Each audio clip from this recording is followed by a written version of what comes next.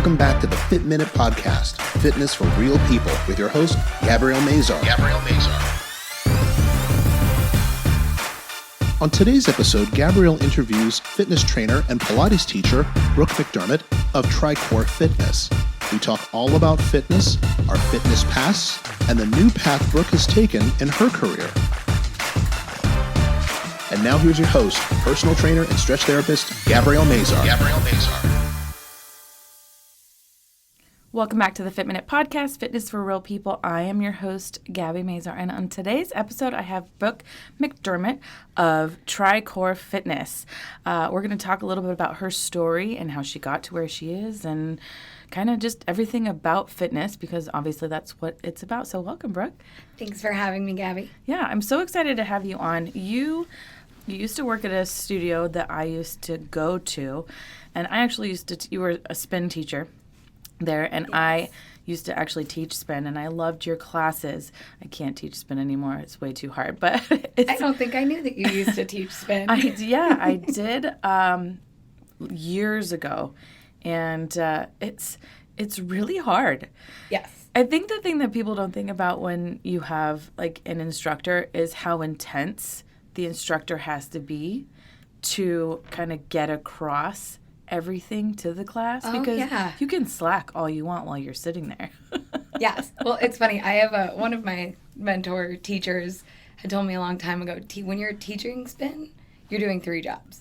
You're writing, you're talking, and you're motivating. Yeah. So you are, as much as I never consider it my own workout, you're working triple harder than anybody else in the room. Totally. And it's like, I think people can see it, but they don't understand how hard it is to actually ride a bike and be screaming at you at the same time.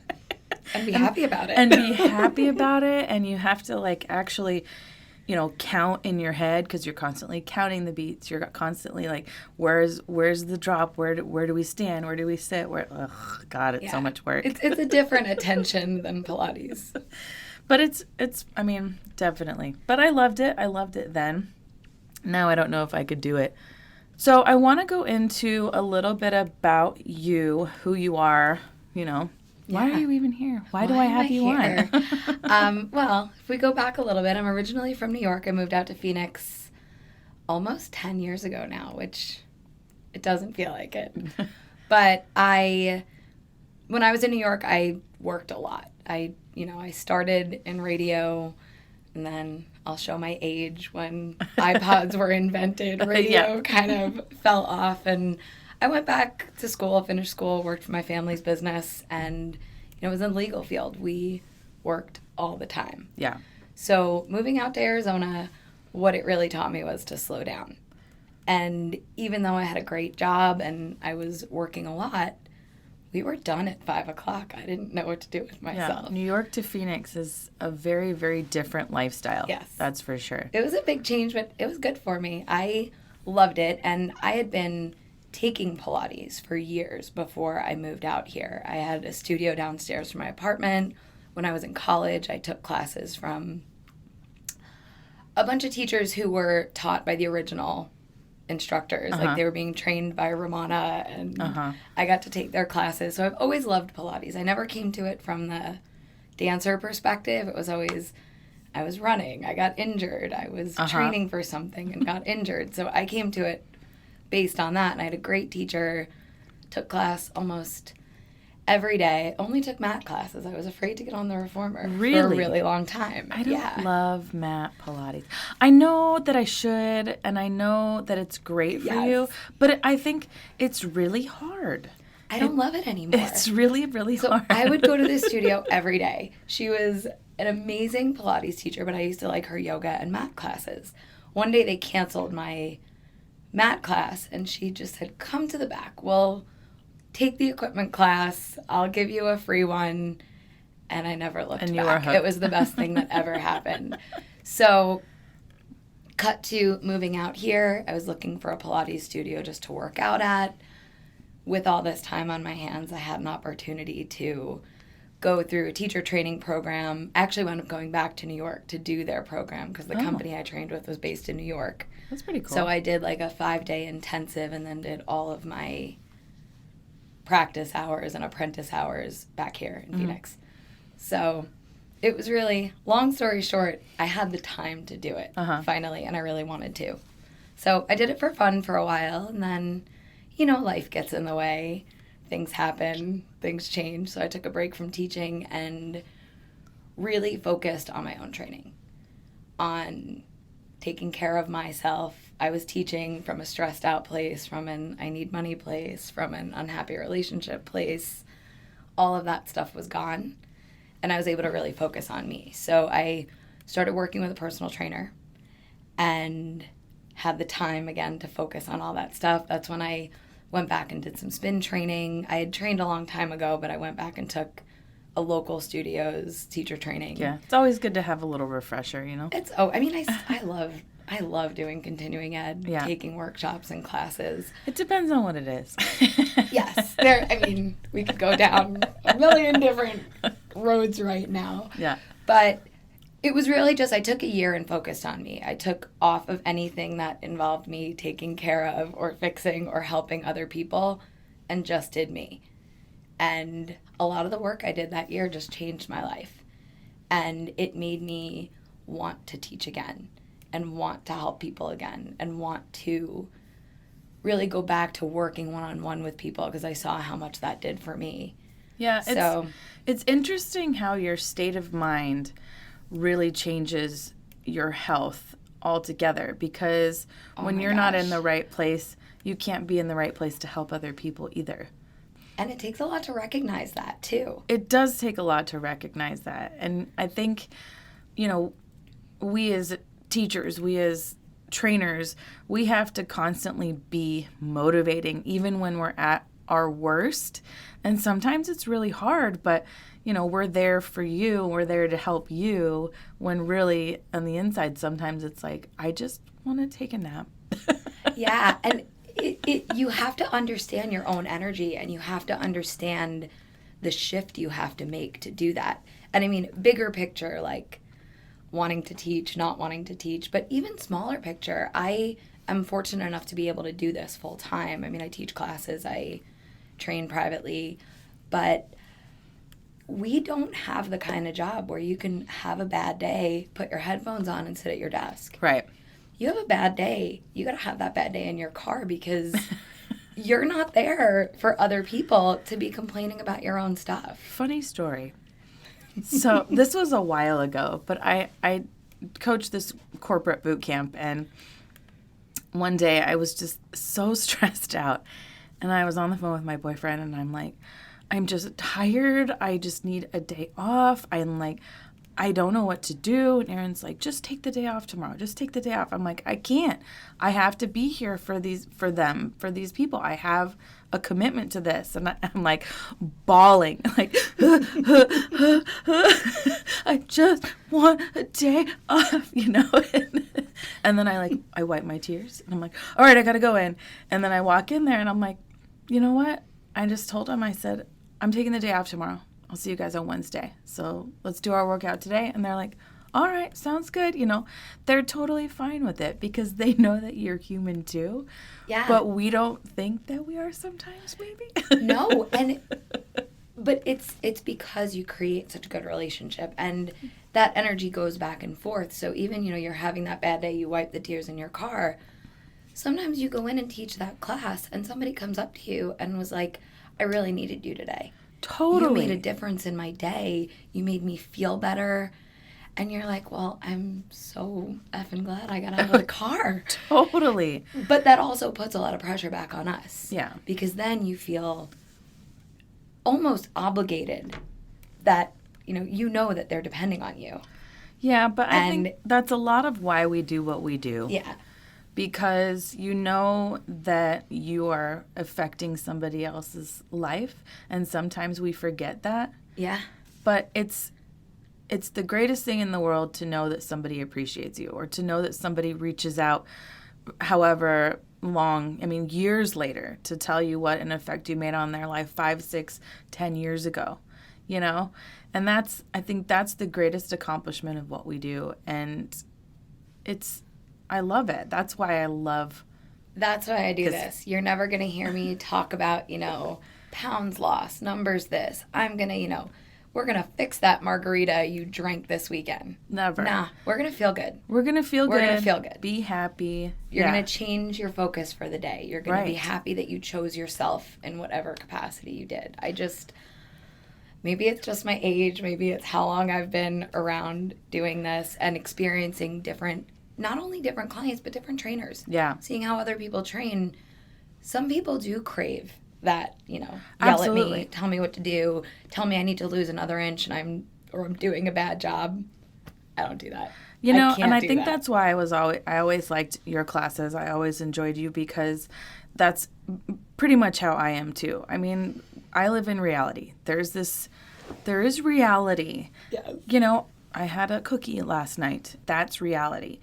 I also worked out yesterday morning. I worked out two times on Thursday, and then the rest of my meals were good. So it's like you have this realistic view of life and what it is. And absolutely, you're right. There are people that need somebody to tell them, like, don't do that, don't do this, eat this way, here's your plan, be 100% here. And then if they don't do that or they don't lose that weight, then they are doing 100 burpees.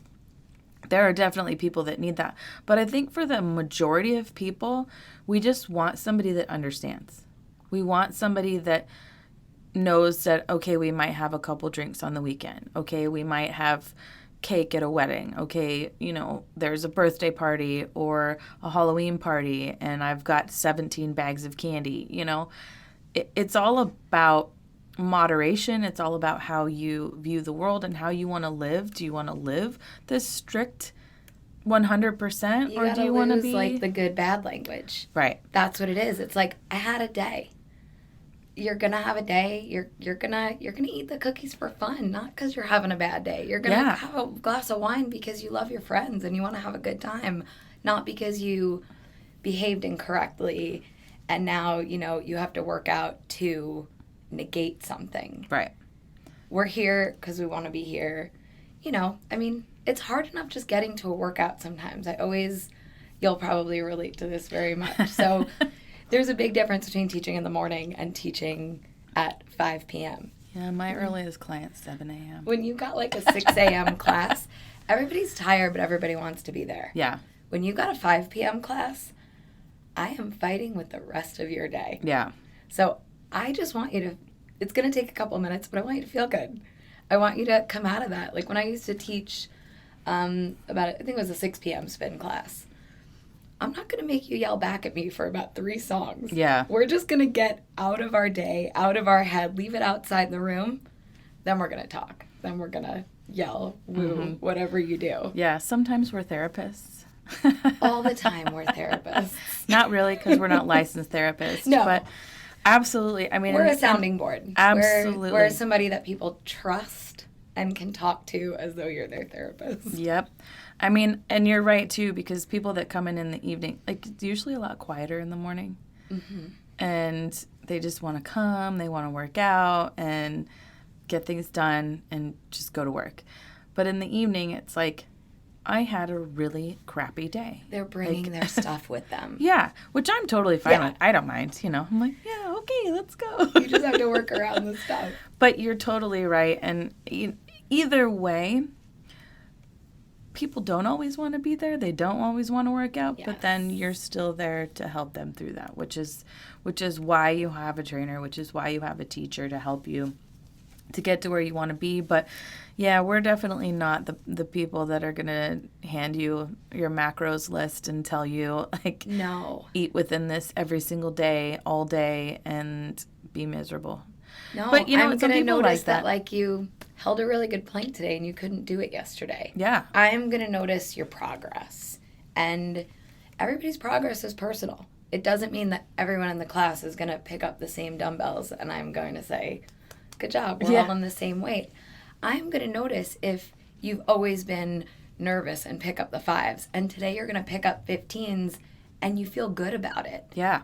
That's progress. And I think a lot of it is, even though you're used to a group setting, is understanding how to work individually with people in a group setting, to recognize, to notice, to care. Yeah. I prefer I'm more of a small group, like small. I don't really like more than like 6 or 7 people. I think that for a spin class, I think it's different because Yes. everybody's doing the same thing. And everybody can adjust at their own speed. But in a boot camp setting, it's really hard for me because I like the one-on-one attention with Yes. clients. I like to be able to watch what they're doing. And even though you think I'm not watching, I am watching you all the time. And I've been True doing story. this long enough to know that 10 is 10 and 15 is 15 because I'll tell you a little secret about it. Everybody stops at 10. That is so true. Everybody stops at 10. And And then they're waiting like, for you. how many am I supposed to do? I'm like, 5 more. Because look, Amazing. it is what it is. It's how our brains work. We work in numbers. We work in round numbers. Nobody's ever going to stop at 7. You know? It's just how, but anyway. Yeah. So I prefer really the small group setting, it's just how I feel most comfortable. And I know that there are people that like the large groups that kind of like want to get lost in the crowd and there's 50 people in a class and there's a place for everybody. It's is. just finding where you're at. And it's it's finding where you're at as a teacher too. I personally have a very hard time being in a class that's that big, being part of a group that's that big. My personal preference caps off at about 10, depending on what you're doing. Yeah. It's where I'm comfortable working out and it's where I'm comfortable teaching because I want you to have that attention from me. Yeah. And it's possible. Once you get over that like 10, 11, 12, it's And somebody grabs a You lose a little kettlebell bit that's of a too heavy touch. or does a lunge the wrong way or is doing deadlifts incorrectly and then gets hurt. because then they get into the crowd mentality too, where it's like, who's next to me? What are you doing? Yeah. When the group gets too big and they feel like they're part of the crowd and not part of your personal group, people start to do weird stuff. Yeah. Sorry, you do. Well, and it's the competition. You're looking at the person next to Yeah. you going faster or going heavier, and you're like, well, maybe that's where I should be. When really it's not. No. Everybody's at their own level, and you have to be sure of where you are, And if the class is too big, I mean, if you've got 20 people in a class, I can't go around and tell every single person, like, too heavy, drop the weight. Right. Or, arch your back or engage your core, but whatever. I Yeah. mean, you're telling people that through the class, but it doesn't always mean you're doing it correctly. And even for us as teachers, it doesn't mean we're always doing it correctly. No, I trained at my previous studio. I trained a lot of our instructors. And, people would be nervous being in a class if I was taking class. I'm like, my shoulder hurts today. I'm going to modify. I'm not trying to be the perfect rock star in every class. I'm being my best in this class and I whine a still lot when listening I take to my classes. body. And anybody listening to this that knows me and takes classes with me will agree with me. I whine. I have injuries too. My knees hurt, my shoulder, I have a torn something in my shoulder, maybe. I don't know. I hyperextended my elbow. My thumb hurts today. I don't know. Whatever it is. But everybody has something. So Yeah. I think you just have to make people feel comfortable. Well, and I think being injured is something that also makes you human. I didn't break a bone until I turned 30. And when I moved out here, I broke my wrist. I had this major surgery. I have plates. I have screws. I have wires in there. They told me I'd never do push-ups again, but I had done Pilates for 10 years before I broke it. So, but just being injured, I think, gives you a different conversation with your clients. Like, my thing is, do I want to go hard because I couldn't do anything for 3 months and have to take 2 weeks off every time I work out because I killed myself because I feel guilty or whatever that I hadn't been in the gym? Or do you want to be able to work out tomorrow? I had a client yesterday.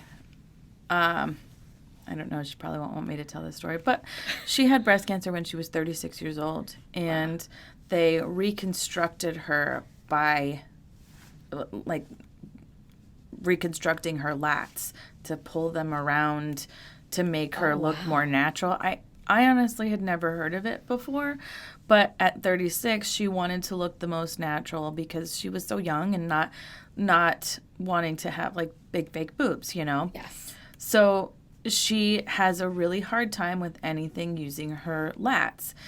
So she was saying like, no, I just want you to know. And I go a little bit lighter. And I said, is that okay? And I said, absolutely. I said, always err on the side of caution. Yeah. Because if you go too heavy, you're going to get hurt. If you go too light, you can always go up a little heavier. I mean, and even if you're on a light spring or a light weight, you can still work just as hard. It's just about how you engage. What are you engaging? Are you engaging your core? Are you, dropping your shoulders back and engaging through the shoulder blades? Are you, hunching forward and just dropping into your stomach? What are you doing to engage specifically what you need to? So that was, I'm like, don't try to push it.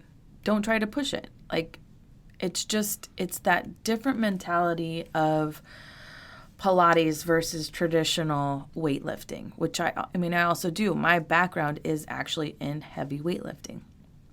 But I don't want you to go heavier and hurt yourself. Right. And you realize, I think a lot of it does come with age, come with time, and how long you've been in this and doing this and working with people and just understanding. I've learned more than I have in any training just from listening to and talking to injured clients. Right. I think that's really where, it makes you go back to some of your trainings, back to some of your books to learn things, but it's allowing people to talk. And sometimes they're just venting their frustration about not being able to work out, but you learn a lot about how they work out. Mm-hmm. And you learn how to retrain them just from listening. Mm-hmm. And you can take that to other clients as well, because now you have the experience of knowing, okay, I'd never heard of this before, but I do know how to train for that specifically. Yeah. But, it's just a matter of working around certain things. But going back to, so you used to be a trainer and like train people to get the certifications, to train people to teach. And you were with a place for 5 years, but you just recently switched gears. Yes. Tell me a little bit about what you're doing now. What is TriCore Fitness? Where is it? What is it all about? And, why did you decide to even switch up? So it's kind of funny. I wasn't really looking for anything in particular. Like, I wasn't looking for jobs. Like, it was time to make a big move. I kind of felt like it was time to make a shift, but I really wasn't sure what I wanted, and I had a day off. And I kind of had a moment when I was meditating that morning and just, like, let all of my stuff go. I mean, work is work. It's going to become a job no matter what. You're going to have stuff. You're going to have frustrations. It's up to you how you deal with it. I had a moment and decided to let it go. I signed up and took a class at TriCore with the owner. I didn't know it was the owner at the time. It was just a regular Pilates class. It wasn't part of their kind of TriCore system, which I'll tell you about in a second. And it just wound up being me in the class. It was a weird 7 a.m. time. If you teach classes, nobody wants to take a class at 7 a.m. It's usually during kid drop-off and all that stuff. 6, 8, I also 9. like to take, I also like to take classes sort of anonymously. I don't like to be like, well, I'm a teacher. I can, I just want to be there for me and work out. Yeah.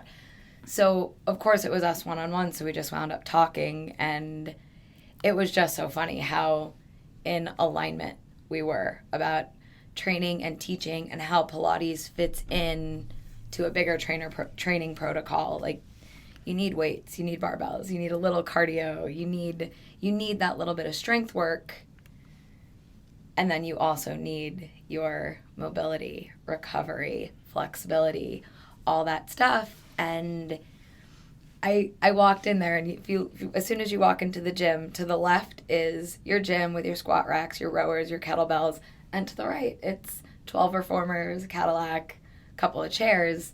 And I just walked in and I said, I'm home. This is me.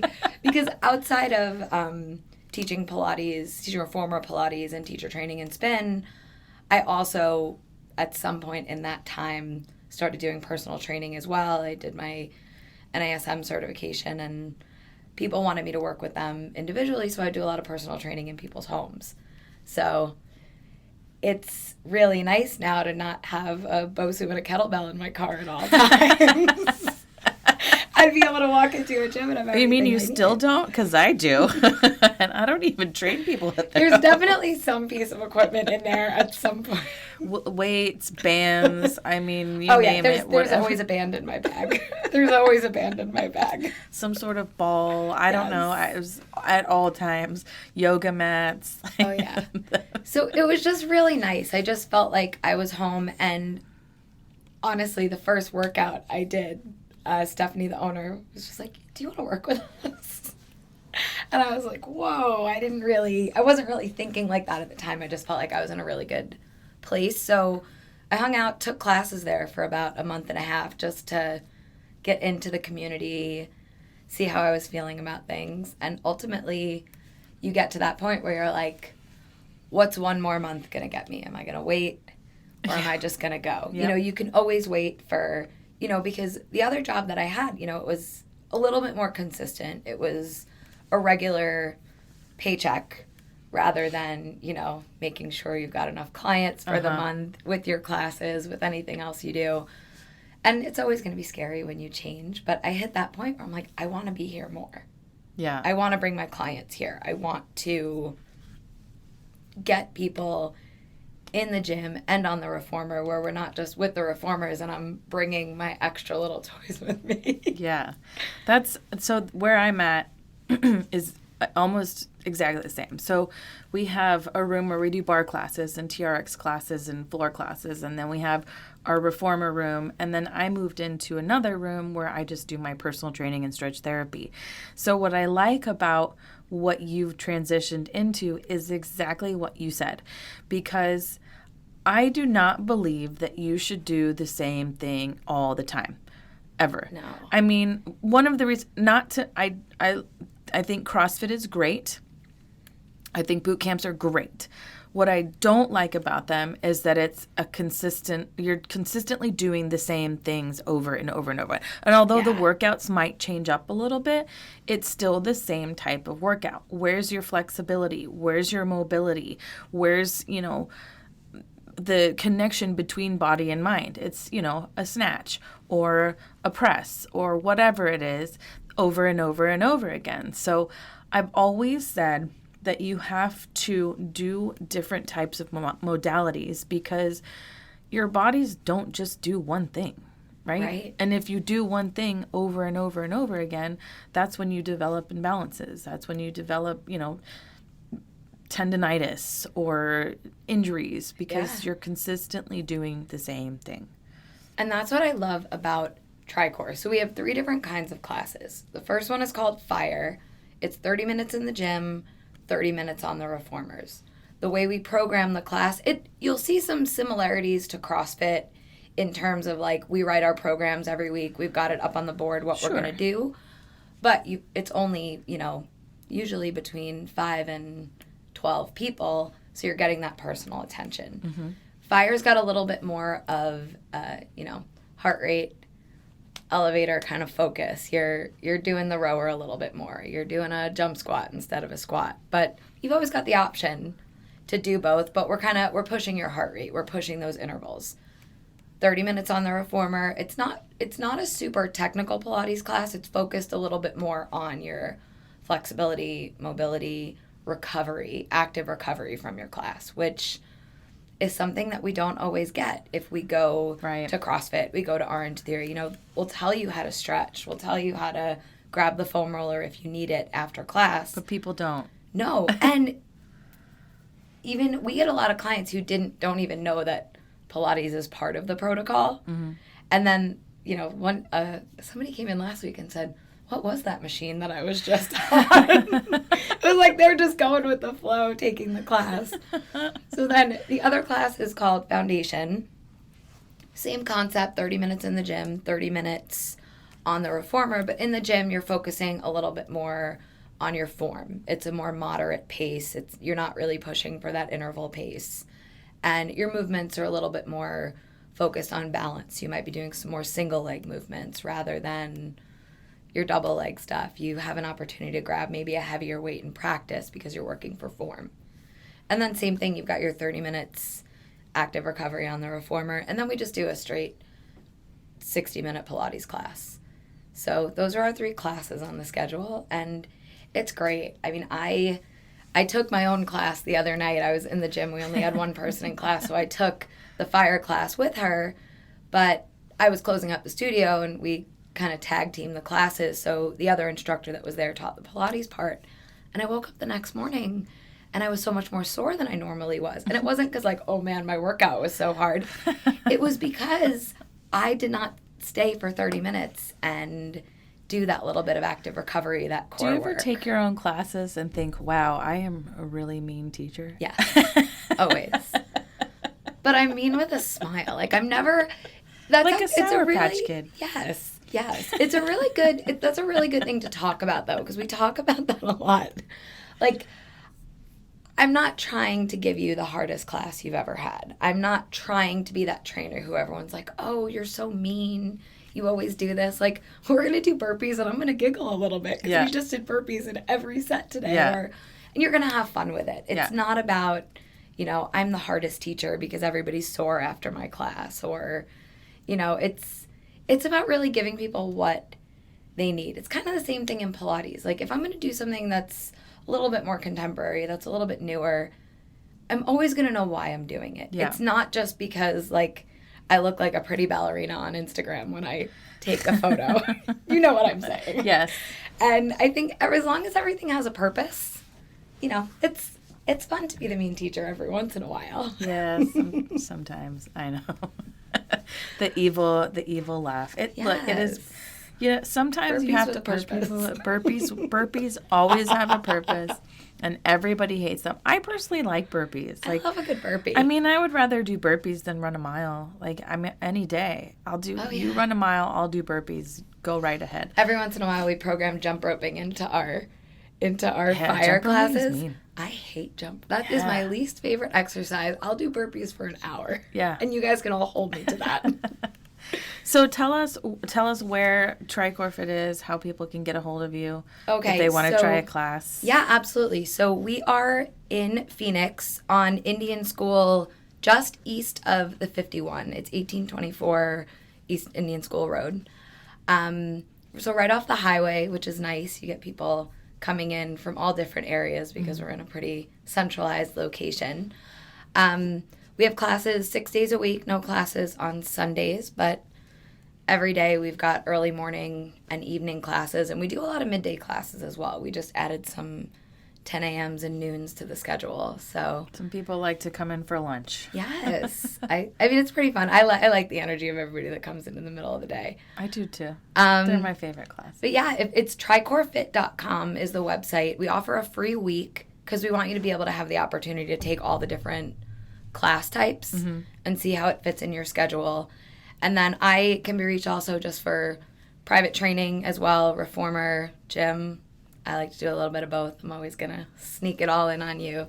And you can reach me. It's Brooke, Brooke, at TriCoreFit.com. Awesome. Well, thank you so much for coming on and telling us a little bit about yourself and your new place. And if anybody's in it's Arcadia area, or a little north of Arcadia, I guess. It's a little, like, west of Arcadia. Off the 51. So, yeah, just sort of like as Arcadia merges into Biltmore into Central Phoenix. Central Phoenix, if you're around the area and you want to try something a little bit different, try some different classes, go ahead and come in there. Brooke is awesome. She's a great trainer, and I really enjoyed her classes, so I know you will too. But thank you so much. Thank you for having me. It's so good to see you. Hey, you too.